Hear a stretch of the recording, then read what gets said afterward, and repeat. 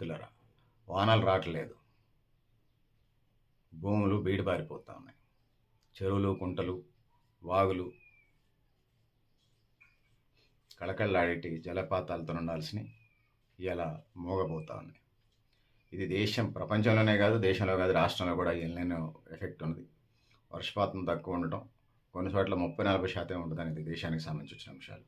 వరి, పత్తి, మొక్కజొన్న, సోయాబీన్ బేస్డ్గా వెళ్ళేటువంటి ఈ పంటలు ఇలా తక్కువ నీటితో సాగయ్యే పంటల వైపు మనం మొగ్గు చూపాల్సిన అవసరం ఉన్నది. సో అగ్రికల్చర్ సెక్టార్కి సంబంధించి 80% దాని మీదనే డిపెండ్ అవుతుంది. సో అగ్రికల్చర్ నీళ్ళు ఏదైతే ఉన్నాయో, నదీ జలాలు కానీ మాకు గోపాలపురం అని ఉంటుంది ఇక్కడ, ఆ చెరువు నుంచి వాటర్ ట్యాంకులు కట్టి సరఫరా చేస్తారు. త్రాగునీరు 100కి 80% చెరువులు, కుంటల నుంచి, ఆ సాగునీటి సోర్స్ నుంచే, సాగునీటి నుంచే త్రాగునీరుకు ప్యూరిఫైడ్ చేసి పంపిస్తూ ఉన్నారు. సో ఈ ఎఫెక్ట్, ఎల్నినో ఎఫెక్ట్ త్రాగునీరు మీద కూడా పడుద్ది. సో ఉపాధి పనులకు సంబంధించి కూడా పెంచాల్సిన అవసరం ఉంది. అగ్రికల్చర్ వర్కర్స్ ఏదైతే ఉన్నారో, వ్యవసాయ కూలీలకు సంబంధించి ఎలా వాళ్ళ జీవితాలు ప్రశ్నార్థకంగా ఉన్నాయి. రైతులకంటే రైతు బంధు ఏమైనా వస్తుంది, అంతో ఎంతో ఇదైతే మీరు పొలాలు లేని వాళ్ళకి సంబంధించి వాళ్ళ పరిస్థితి అర్థం కావట్లా. కరువు నివారణ, కరువులు అతివృష్టి అనావృష్టిలు రావడం సహజమే కావచ్చు, ప్రకృతి అన్న తర్వాత, భూగోళం అన్న తర్వాత. వాటిని ఎంతవరకు తగ్గించుకోగలిగాం, దాన్ని ఎట్లా అధిగమించగలిగాం అనేది. వరదలు వస్తున్నాయంటే వాతావరణ శాఖ లేకపోతే ప్రభుత్వం ఇచ్చే గైడ్లైన్స్, ముందు జాగ్రత్తగా లోతట్టు ప్రాంతాలను ఖాళీ చేసి ఒడ్డు తీసుకొస్తాం, వాళ్ళకి అవసరమైన ఆహార పదార్థాలు ఇస్తాం. కరువుకు సంబంధించి కూడా ఇటు రాష్ట్ర ప్రభుత్వానికి, అటు కేంద్ర ప్రభుత్వానికి సమగ్రమైన ప్రణాళికలు, విజన్ ఉండాలి. 2 సంవత్సరాల కాలానికి, సంవత్సరాలు అనుకుని 2 సంవత్సరాలకు వేసుకొని ప్రజలకి 5 కేజీలు ఇచ్చే కాడ నెలకు 15 కేజీలు ఇవ్వండి ఒక్కొక్కరికి. ఆ విధంగా ఈ కరువు కోర నుంచి బయటపడతారు.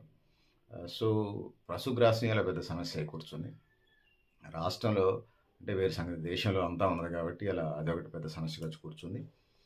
సో చెరువులు, కుంటలు ఉన్న చోట, గోదావరి నదీ జలాలు చోట కొంత పర్లేదేమో, డ్యాములు లేని చోట, మరి డ్యాములు ఉన్న చోట చూడాల్సిన ప్రత్యామ్నాయాలు చూడాల్సిన అవసరం ఉంది.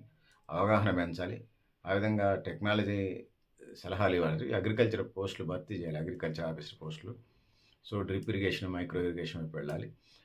సో ఏదైతే ఉన్నదో చెరువులు, కుంటలు ఆక్రమణలు అరికట్టే కార్యక్రమం చేయటం, భూగర్భ జలాలు పెంచే కార్యక్రమం చేయటం ముందుకెళ్ళాలి. వర్షాల కోసం ఎదురు చూడటం ఒకటే కాదు, కరువుని ముందే అడ్డుకోవడం మనందరి బాధ్యతగా ఉన్నది అనేది ఈ సందర్భంగా నేను తెలియజేసుకుంటున్నాను.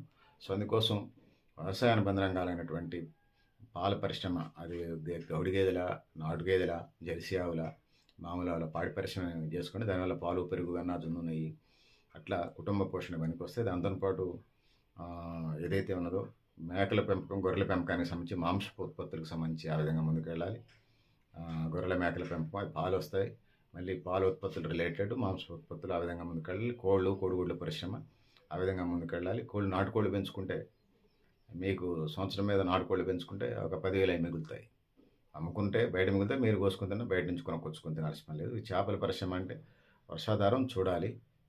సో ఆ విధంగా ఉన్న పరిస్థితిని బట్టి ముందుకెళ్లాల్సిన అవసరం అయితే మనం తెలియజేసుకుంటూ, సో పెద్దలారా, మిత్రులారా, సో ఆ విధంగా ముందుకెళ్లాల్సిన అవసరం ఉంది. వీటిని కరువులు, వర్షాధారం పరిస్థితులు పునరావృతమైనప్పుడు ముందు జాగ్రత్తగా ప్రభుత్వాలు, పాలకవర్గాలు, అధికారులు అప్రమత్తంగా ఉండి బియ్యాన్ని 15 కేజీలు ఇచ్చేసేయండి.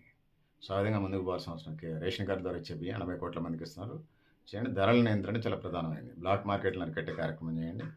సో పేపర్లను, టీవీలను వచ్చాక కాకుండా ముందే విజిలెన్స్ అండ్ మానిటరింగ్ చేయాలి. ఇటు రాష్ట్ర ప్రభుత్వం కానీ, ఇటు కేంద్ర ప్రభుత్వం కానీ విజిలెన్స్ అండ్ మానిటరింగ్ చేయకుండా కష్టం ఉంటుంది అనేది ఈ సందర్భంగా తెలియజేసుకుంటే, సో పెద్దలారా, మిత్రులారా, మీరు కూడా మీ అభిప్రాయాలు కామెంట్ బాక్స్ రాయని తెలియజేస్తూ, నేను గరిడేపల్లి సత్యనారాయణ, న్యూ లక్ష్య ఆర్గనైజేషన్.